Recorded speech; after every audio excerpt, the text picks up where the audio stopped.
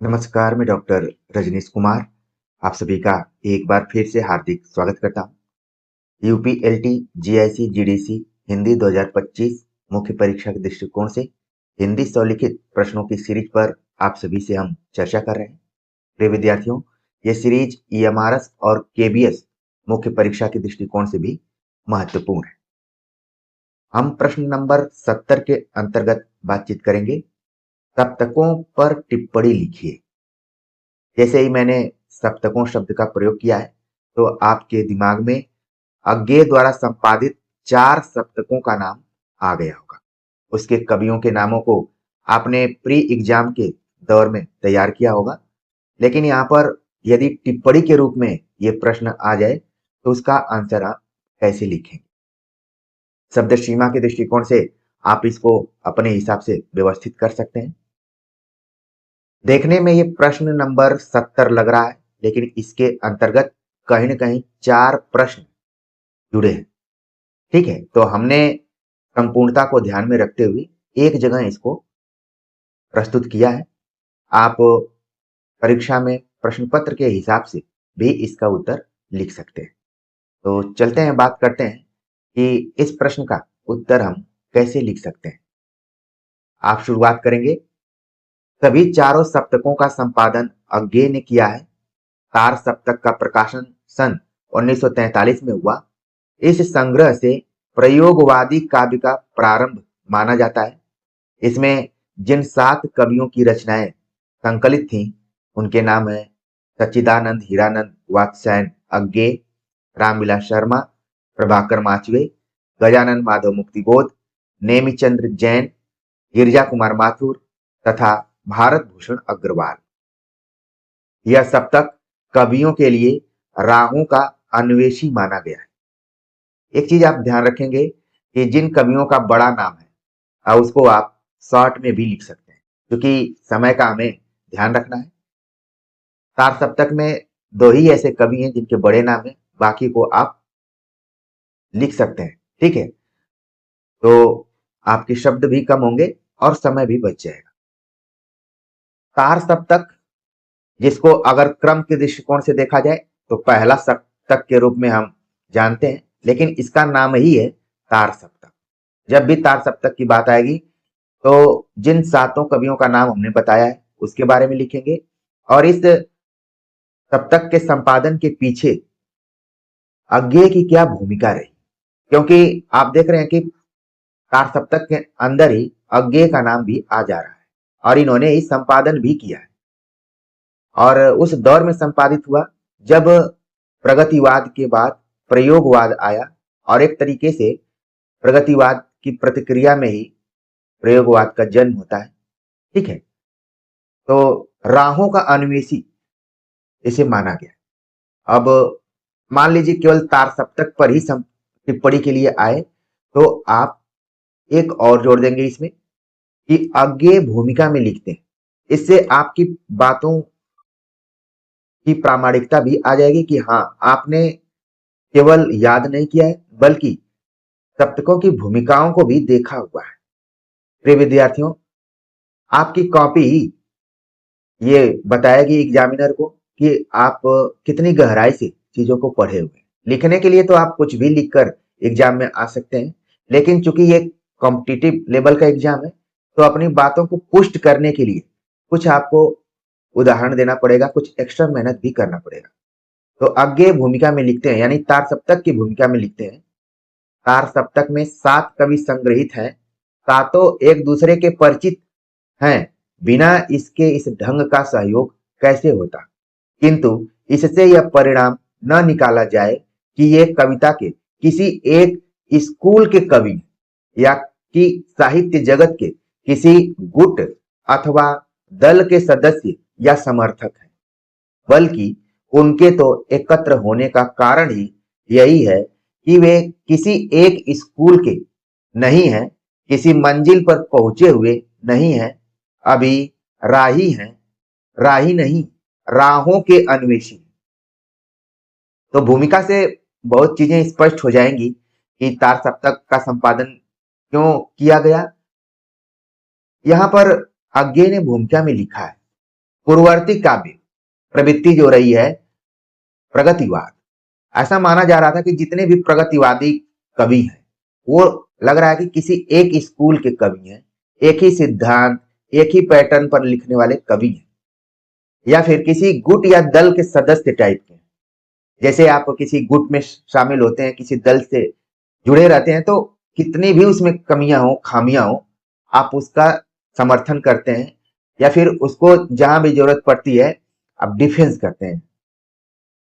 तो यहां पर अज्ञे ने यही कहा कि तार सप्तक में जितने भी कवि शामिल किए गए हैं वो भले एक दूसरे के परिचित हैं, इनका परिचय ही एक दूसरे को एक जगह पर लाया है, लेकिन इससे यह अनुमान नहीं लगाना चाहिए कि एक दूसरे से परिचित हैं तो ये किसी खास स्कूल यानी सिद्धांत से जुड़े हुए हैं या किसी दल या गुट से जुड़े हुए हैं। वो सभी अलग अलग हैं, वो किसी एक मंजिल पर पहुंचे हुए नहीं है, अभी वो रास्ते में है। फिर चेंज करते हैं, बोलते हैं कि नहीं रास्ते में नहीं है बल्कि रास्ते की खोज कर रहे हैं, राहों के अन्वेषी। कई बार हम सभी भी हंसी मजाक में अपने ग्रुप में कहते हैं कि ये अभी राही है, राही नहीं राहों के अन्वेषी। आप भी जब तैयारी करते हैं तो तैयारी करते समय भी आप अपने कई मूल मंत्रों को बनाते हैं, कहीं न कहीं ये सब सप्तक से आप जोड़ सकते हैं। आप सब भले इस यहां से जुड़े हुए हैं, लेकिन आपकी भी अपनी कुछ खास विशेषताएं हैं। इन दोनों के समन्वय से ही सफलता तक हम पहुंच सकते हैं।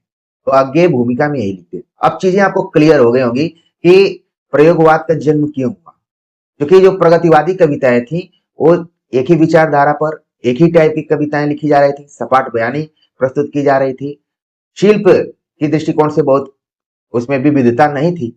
तो आगे ने फिर प्रयोगवाद से शुरुआत इसकी की। तो ये तो हो गया आपका तार सप्तक। ठीक, अब हम बात करते हैं दूसरे सप्तक की। बैक टू बैक आप देख रहे हैं कि पहला 1943 में, दूसरा 1951 में आ गया, मतलब लगभग कितना 8 सालों के बाद प्रकाशन हुआ।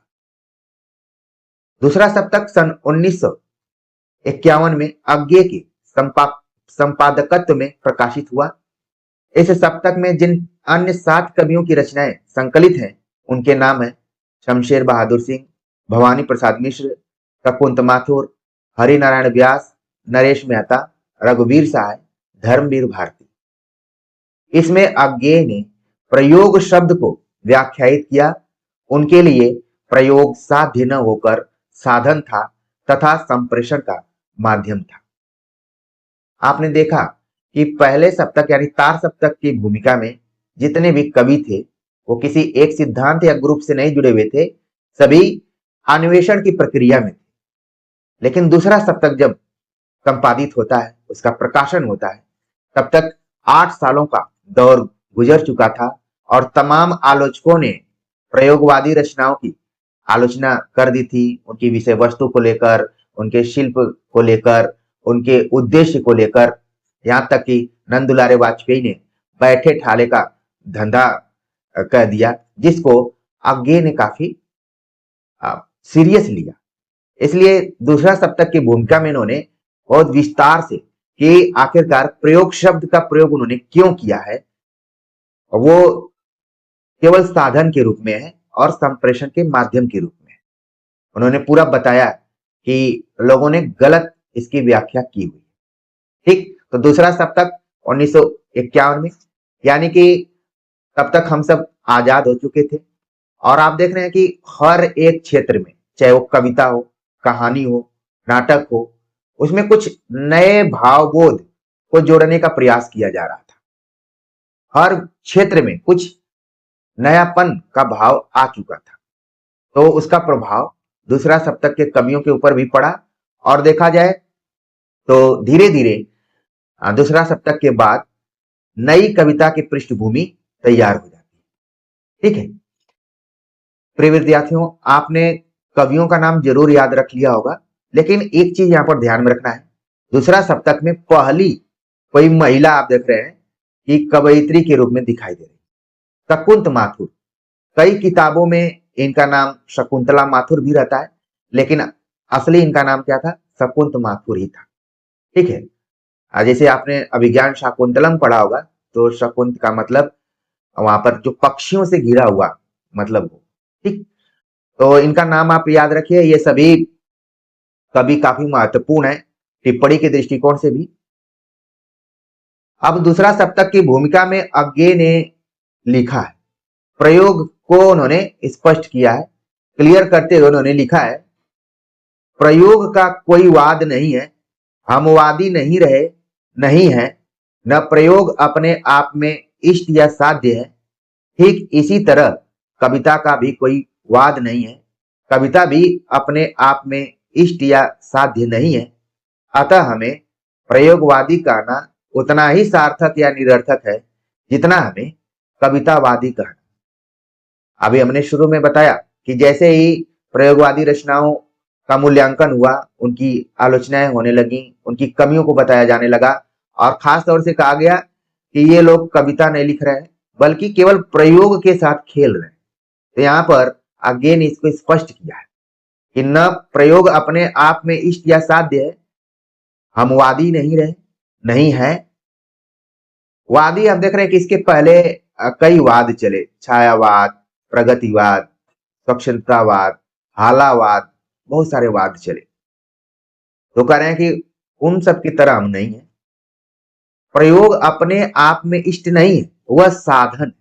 यहां पर क्लियर किया कि आप लोग जिस प्रयोग को लेकर आलोचना कर रहे हैं वो साधन है, और दोहरा साधन है। इकहरा नहीं है बल्कि दोहरा। इसका दो कारण है, क्योंकि एक तो वह सत्य को जानने का साधन है जिसे कवि प्रेषित करता है, दूसरे उस प्रेषण की क्रिया को और उसके साधनों को जानने का भी साधन है। तो पूरा यहाँ पर प्रयोग को एक साधन के तौर पर मानने का प्रयास किया गया है। प्रिय विद्यार्थियों, खुदा न खास्ता मान लीजिए आप एग्जाम में बहुत अच्छी तैयारी करके गए और सवाल आ गया कि अज्ञे ने प्रयोग को किस अर्थ में माना है। ऑप्शन में आ गया साध्य, साधन, संप्रेषण, या फिर जैसे भी यहाँ पर ऑप्शन आ जाए तो आप साधन बताएंगे। आजकल प्रश्न का जो पैटर्न है थोड़ा सा चेंज हुआ है, थोड़ा थ्योरेटिकल बेस पर आने लगा है, इसलिए आपको ठहर कर पढ़ने की जरूरत है। तमाम विद्यार्थी कमेंट करते हैं, मैसेज करते हैं, सर मेरा नहीं हो पा रहा है, कुछ नंबर से रुक जा रहा है, या फिर हम परीक्षा देते देते थक गए हैं, क्या करें। यही काम आपको करना है, ठहर कर तैयारी करना है। आप जल्दीबाजी में शॉर्टकट में तैयारी करेंगे, या फिर आपको लगेगा कि मेरा काम हो गया है, स्क्रीनशॉट लेकर मैं आगे बढ़ूं, इनकी बकैती मैं क्या सुनूं, तो फिर दिक्कत हो जाएगी, एग्जाम हॉल में चीजें समझ में नहीं आए। इसीलिए तो हम पीडीएफ इत्यादि आप सभी को नहीं देते हैं। कारण यही है कि चीजों को आप समझिए। एक बार आप समझ जाएंगे तो दूसरी जगह अपने विचारों को भी आप प्रस्तुत कर पाएंगे, अच्छे से आप उसको बता पाएंगे। तो कुल मिलाकर आपने प्रयोगवाद में जो प्रयोग शब्द है इसको लेकर अज्ञे ने क्या उसकी व्याख्या की है, बहुत अच्छे से आपने समझ लिया होगा। यह कहा जा सकता है कि नई कविता की पृष्ठभूमि दूसरे सप्तक से बन चुकी थी, और दूसरा सप्तक के बाद तीसरे सप्तक का संपादन हुआ 8 सालों के बाद। आप देख रहे हैं कि लगातार 8-8 सालों पर सप्तकों का संपादन हो रहा है। तीसरा सप्तक सन 1959 ईस्वी में प्रकाशित हुआ। इसके भी संपादक अज्ञे ही थे। शुरू में ही पहला ही वाक्य हमने बता दिया है। तीसरे सप्तक में जिन 7 कवियों की रचनाएं संकलित की गई हैं उनके नाम है प्रयाग नारायण त्रिपाठी, मदन वात्स्यायन, विजय देवनारायण शाही, सरस्वर दयाल सक्सेना, कुंवर नारायण, कीर्ति चौधरी और केदारनाथ सिंह। इसमें भी आप देख रहे हैं कि एक महिला है, कीर्ति चौधरी। कई बार सवाल पूछा जाता है कि सप्तक में जितने भी चारों सप्तक हैं उनमें कुल कितनी महिलाओं का उल्लेख किया गया। तो अभी आप अपने अंगुली पर 2 महिलाओं को काउंट कर चुके होंगे। ठीक है, आगे पूरा मैं कंप्लीट बताऊंगा। अब ये तीसरा सप्तक आप देख रहे हैं 1959।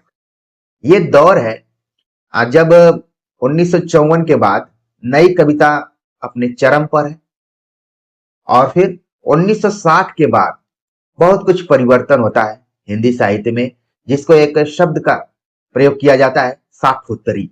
आप कहानियों में देखेंगे, कविताओं में देखेंगे, सब में साठोत्तरी शब्द का प्रयोग किया गया। तो 1959 में जब तीसरा सप्तक संपादित होता है, तो ये देखिए कि इस सप्तक में नई कविता अपनी प्रौढ़ावस्था में पहुंच चुकी थी। एकदम मतलब जो उसको ऊंचाई छूनी थी वो छू चुकी थी। और इसकी भूमिका में आगे आग्रह करते हैं, उस समय की तत्कालीन परिस्थितियों को ध्यान में रखते हुए आग्रह करते हैं कि परिस्थिति की मांग यह है कि कविगण स्वयं एक दूसरे के आलोचक बनकर सामने आवे। कविता अलग रुख अपना ली थी। आगे चूंकि केवल संपादक के तौर पर नहीं थे, बल्कि देखा जाए तो महावीर प्रसाद द्विवेदी ने जिस तरीके से अपने समकालीन रचनाकारों को प्रभावित करते हैं, वैसे आगे भी एक एंकर की भूमिका निभाते हैं। उन्होंने फिर से कहा कि परिस्थिति की ये मांग है कि जितने कविगण हैं स्वयं एक दूसरे के आलोचक बनकर सामने आवे। तो तीसरे सप्तक की भूमिका में इस बात को उन्होंने कहा हुआ है। इसके बाद अगर हम चौथे सप्तक की बात करें, तो पहले 3 सप्तकों की अपेक्षा चौथा सप्तक देरी से संपादित हुआ। जहां 8-8 वर्षों पर संपादन हो रहा था, धड़ाधड़ संपादन हो रहा था, लेकिन न जाने क्या कि 1959 के बाद सीधे 1979 में 79 में संपादन होता है। लगभग आप देखेंगे तो 20 वर्षों के बाद देरी से इसका संपादन हुआ। और इन 20 वर्षों में हिंदी साहित्य की तमाम विधाओं में बहुत परिवर्तन हुआ। किसी भी विधा में आप जाइए, यहाँ पर हम केवल कविता के दृष्टिकोण से बातचीत कर रहे हैं, तो इन 20 वर्षों में कविता के रूप में बहुत कुछ बदलाव हो गया था। चौथे सप्तक में जो 7 कवि संकलित हैं, उनमें है अवधेश कुमार, राजकुमार कुंभज, स्वदेश भारती, नंद किशोर आचार्य, सुमन राजे, श्रीराम वर्मा और राजेंद्र किशोर। तो इसमें आपने देखा कि एक और महिला, कुल मिलाकर चारों सप्तकों में 3 महिलाओं का जिक्र किया गया है। ठीक है, शकुंत माथुर, कीर्ति चौधरी और सुमन राजे, इन 3 महिलाओं का उल्लेख यहां पर किया गया है। अब जब ये कविता लिखी जा रही थी 1960 के बाद, हिंदी आलोचना में खासतौर से कविता के दृष्टिकोण से बात किया गया समकालीन हिंदी कविता। समकालीन शब्द को लेकर भी बहुत वाद विवाद हुआ कि कब से इसका समय निर्धारित किया जाए। तो मोटे तौर पर 1960 के बाद की कविता को समकालीन हिंदी कविता का नाम दिया गया, लेकिन उसमें भी बहुत इसके रूप थे। अकविता, नवगीत, जनवादी, फिर विमर्शों पर आधारित जितनी भी कविताएं थी, सब समकालीन कविताओं से जुड़ी हुई। और ये वो दौर था जब हमारे देश में आपातकाल का भी प्रभाव पड़ा हुआ था। तमाम कविताएं आप देखेंगे उस जमाने में नागार्जुन इत्यादि ने भी बहुत कुछ लिखा हुआ। तो चौथा सप्तक की भूमिका लिखते समय आगे के सामने परिस्थितियां अलग ढंग की थी। तो उन्होंने लिखा भूमिका में, आज की कविता बहुत बोलती है जबकि कविता का काम बोलना है ही नहीं। अब यहां पर आप देख रहे हैं बताया गया कि कविता बहुत बोलती है, यानी कि आपने व्यवहारिक रूप में देखा होगा, जो व्यक्ति बहुत ज्यादा बोलता है उसका अर्थ क्या हो जाता है, हो जाता है। क्योंकि आगे अपनी आलोचना में भी शब्द को बहुत महत्व देते हैं। मौन शब्द को भी उन्होंने अभिव्यंजना माना है। लेकिन यहां पर कहा कि कविता अब केवल लिखी जा रही है, उसका कुछ अर्थ ही नहीं क्लियर हो रहा है कि किस दृष्टिकोण से लिखा जा रहा है, किस काव्य प्रयोजन की दृष्टि से लिखा जा रहा है। तो इस सप्तक में उन्होंने साधारणीकरण, संप्रेषण, शब्द और अर्थ को लेकर जो एक तरीके से संस्कृत आचार्य ने विचार विमर्श किया था, उस हिसाब से यहाँ पर सोचना शुरू किया और कहा कि कविता बहुत बोल रही है, लेकिन कविता का काम बोलना नहीं है, उसका काम है अर्थ ध्वनित करना। तो अब भूमिका में वो लिखते हैं, पूरी भूमिका हमने पढ़ी, चूंकि आगे पर ही हमारा रिसर्च रहा है, तो इसलिए चीजों को हमने थोड़ी सी क्लियरिटी के साथ आपके साथ सामने रखने का प्रयास किया है। उम्मीद है कि आपको अच्छा लगा होगा। रिटेन एग्जाम में तो आप लिखेंगे ही, बाकी जो आपका कॉन्सेप्ट है वो बहुत अच्छे से क्लियर हुआ होगा कि हाँ, हमने पूरा याद तो किया था सप्तकों को, लेकिन यहाँ पर थोड़ी सी क्लियरिटी हुई है। और प्रिय विद्यार्थियों, जैसे जैसे क्लियरिटी होगी आपका मंजिल आपको सामने दिखाई देता रहेगा, नहीं तो आप हमेशा दुविधा में रहेंगे। आपको लगेगा कि जो कुछ मैं लिख रहा हूं सही लिख रहा हूं कि गलत लिख रहा हूं। बिल्कुल आप सही लिख रहे हैं।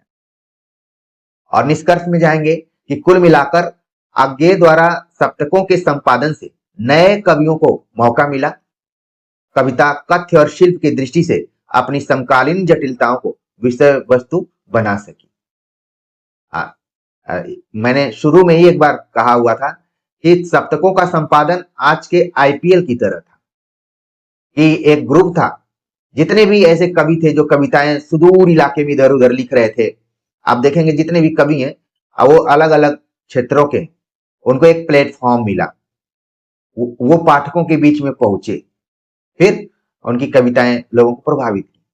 तो अगर सप्तकों का संपादन न होता तो शायद हमने जिन 28 कवियों को पढ़ा या जाना उनको हम नहीं जान पाते। ये सब बताते हुए बहुत अच्छा लग रहा है कि यहाँ पर एक नाम है राजेंद्र किशोर। संयोग से जिस कॉलेज में मैं कार्यरत था, बोर्ड पर इनका नाम है। जो भी आता था बताता था कि ये चौथे सप्तक से जुड़े हुए। तो अच्छा लगता था कि कम से कम इन लोगों, न जाने मेहनती लोगों के साथ ही मेहनती लोगों का संबंध जुड़ जाता है। ये भी छोटी जगह से ही थे बहुत, लेकिन सप्तक से जुड़े हुए थे।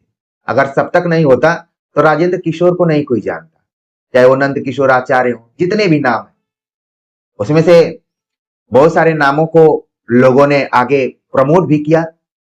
आप तो जानते हैं कि हर एरिया में प्रमोशन का कितना महत्वपूर्ण रोल है।